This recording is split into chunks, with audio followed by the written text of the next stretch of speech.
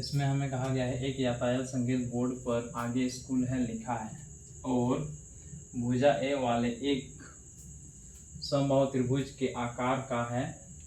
Heron का सूत्र का प्रयोग करके इस बोर्ड का क्षेत्रफल ज्ञात कीजिए। ज्ञात करें यदि संकेत बोर्ड का परिमाप 180 है तो इसका क्षेत्रफल क्या होगा। ऐसा ज्ञात करें, इसके फिर क्षेत्रफल क्या होगा ये हमें पूछा गया। ठीक है, चलिए तो हम लोग सॉल्व करना स्टार्ट करेंगे। ठीक है, तो यहाँ देखिए समबाहु त्रिभुज का मतलब होता है जिसके प्रत्येक भुजा बराबर हो। प्रत्येक भुजा बराबर मतलब ये और ये और ये आपस में इक्वल है। ठीक है, तो यहाँ बना देते हैं एक त्रिभुज। मान लेते हैं ये आपको दिया गया है, यही संकेत बोर्ड है। ठीक है, इसको मान लेते हैं ए है, ये बी है और ये सी है। अब देखिए हमें कहा गया है इसका परिमाप कितना है, 180 है। परिमाप का मतलब क्या होता है, तीनों भुजा का योग।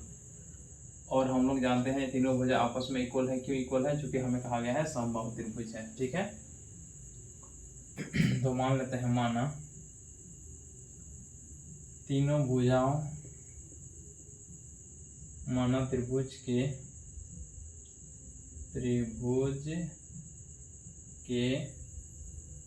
प्रत्येक भुजा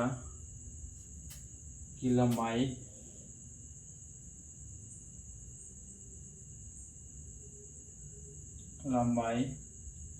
बराबर मान लेते हैं ए। ठीक है, इसलिए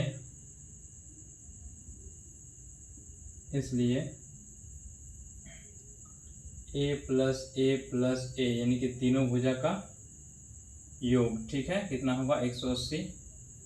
चूंकि दिया है हमें, क्या दिया गया है, त्रिभुज का परिमाप दिया है। त्रिभुज का परिमाप बराबर 180, सॉरी डिग्री नहीं है, सेंटीमीटर है। ठीक है, सेंटीमीटर ये हमें दिया गया है। तो इसलिए हम लोग ने लिखा a plus A equal to 180 degree. इसका मतलब 3a इक्वल टू 180 डिग्री नहीं, 180 सेंटीमीटर। a का मान निकालेंगे तो हमारे पास आएगा 60 सेंटीमीटर। ठीक है, यानी कि एक भुजा की लंबाई।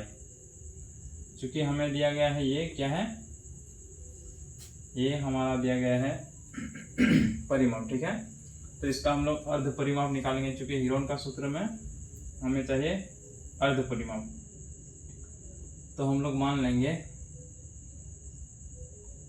माना यहाँ नहीं लिखेंगे, माना तो मान चुके हैं हम लोग, यहाँ लिखेंगे इसलिए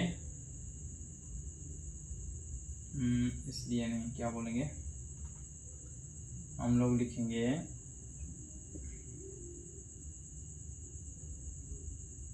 त्रिभुज का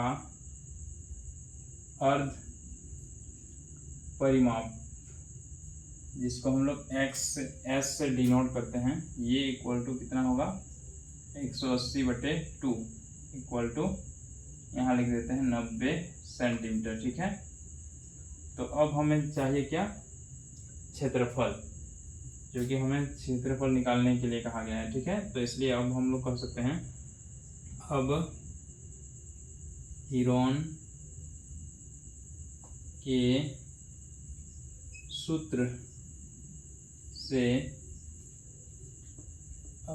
के सूत्र से त्रिभुज क्या है, त्रिभुज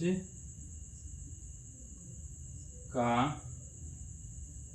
क्षेत्रफल इक्वल टू होता है √, ये फॉर्मूला है।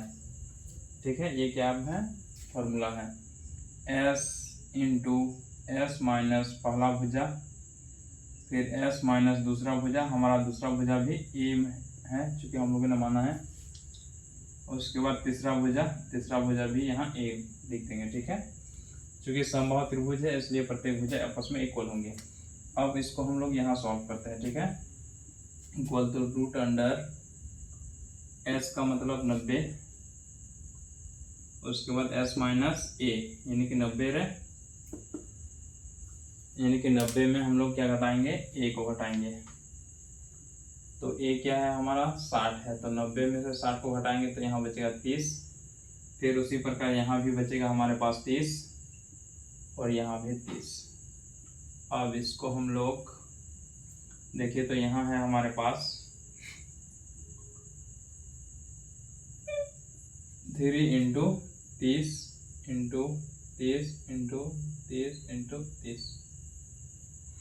वर्गमूल निकालने के लिए हम लोग क्या करते हैं, ये दो में से एक और इन दोनों में से एक बाहर, तो आएगा हमारे पास 30 इंटू 30 और रूट अंडर 3 अंदर में रह जाएगा।